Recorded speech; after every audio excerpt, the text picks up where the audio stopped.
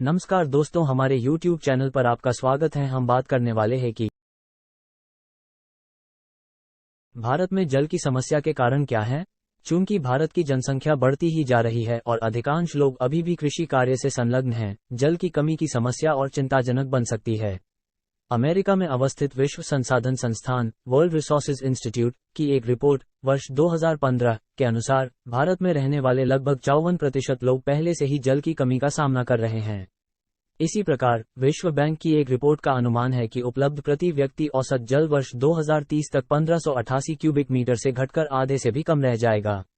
वर्ष 2016 में विश्व बैंक द्वारा जलवायु परिवर्तन और जल की स्थिति पर किए गए एक अन्य अध्ययन ने चेतावनी दी थी कि जल की कमी वाले देश वर्ष 2050 तक अपने सकल घरेलू उत्पाद (जीडीपी) का 6% तक खो देंगे।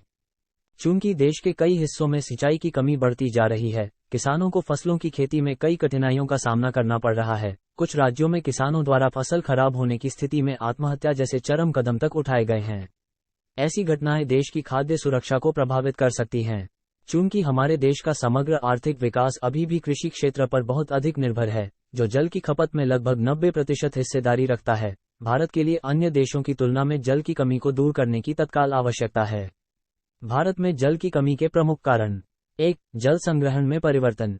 यद्यपि बड़े सिंचाई बांधों की संख्या वर्ष 1960 में 236 से बढ़कर वर्ष 2020 में 5334 तक पहुंच गई है, ग्रीष्मकाल के दौरान बांधों की सकल जल उपलब्धता घट जाती है।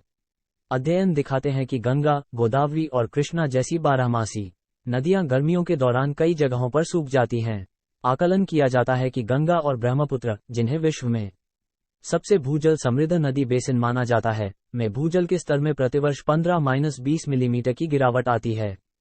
जलग्रहण क्षेत्र में मानव गतिविधियों और अन्य हस्तक्षेपों के कारण बड़े एवं मध्यम बांधों के जल संग्रहण क्षेत्र में गाद का जमाव बढ़ गया है, जिससे कुल जल संग्रहण कम हो रहा है। 2. कृषि संबंधी मांग।